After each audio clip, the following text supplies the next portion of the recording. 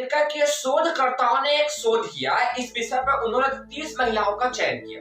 इस 30 महिलाओं में 15 महिलाएं वो थी जो डाइटिंग कर रही थी और 15 महिलाएं वो थी जो डाइटिंग नहीं कर रही थी। इन 30 महिलाओं के टीम में हर एक को सूखा खाद्य पदार्थ दिया गया और इन सबको एक सिनेमा हॉल में बैठा दिया गया। बैठाने के पश्चात वहां पर एक मूवी चलाई गई जिस पर मूवी के हिंसात्मक, भयानक, उत्पादक करने वाले दृश्य दिखाए गए, जिससे उनके अंतरंग में एक डर की भावना उत्पन्न हुई और यह देखा गया कि उनके खाद्य पदार्थ में वृद्धि हो गई। जब पिक्चर समाप्त हुई, उन सबका सर्वे लिया गया तो यह पाया गया कि सामान्य अवस्था से उन्होंने अधिक भोजन वो खाद्य पदार्थ ग्रहण किया।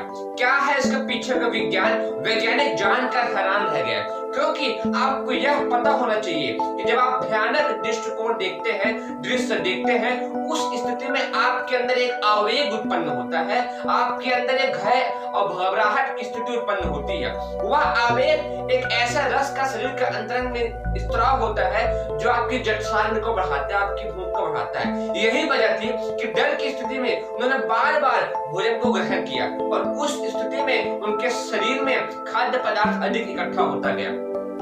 कहने का तात्पर्य यही था कि वैज्ञानिकों ने रिजल्ट यही पाया कि मनुष्य का आहार और विहार ही निर्भर करता है उसका शरीर में कैसे बदलाव होगा। यदि आपकी स्थिति तनाव की स्थिति में है, आवेग की स्थिति में है, उस स्थिति में आपका आहार विहार अलग होगा। यदि आपकी स्थिति सामान्य अवस्था में है, संतुलित अवस्था में है, स्वस्थ की अवस्था में है, तो आपका आहार विहार अलग होगा।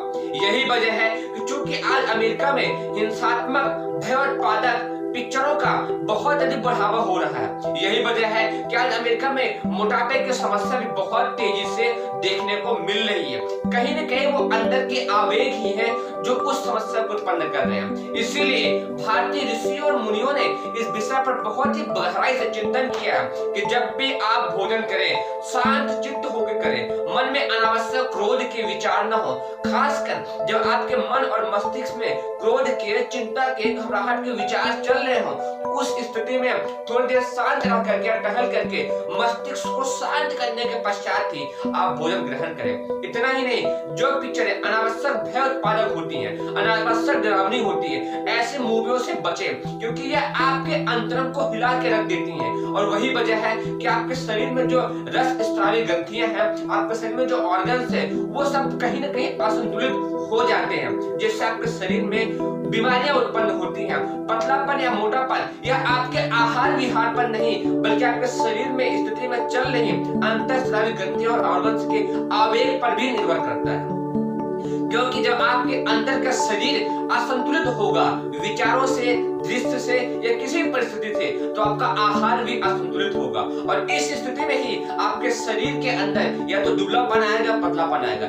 स्वस्थ शरीर के लिए, बलशाली शरीर के लिए यह बहुत अधिक आवश्यक हो जाता है कि आपका मन, मस्तिष्क संतुलित रहे। जब आपका मस्तिष्क संतुलित रहेगा, उस स्थिति में आपके शरीर के अंदर के ऑर्गन्स और अंतःस्रावी ग्रंथियां भी सब बैलेंस रहेंगी और आपकी भूख अच्छी लगेगी और फिर आपका शरीर स्वस्थ और निरोगी होगा।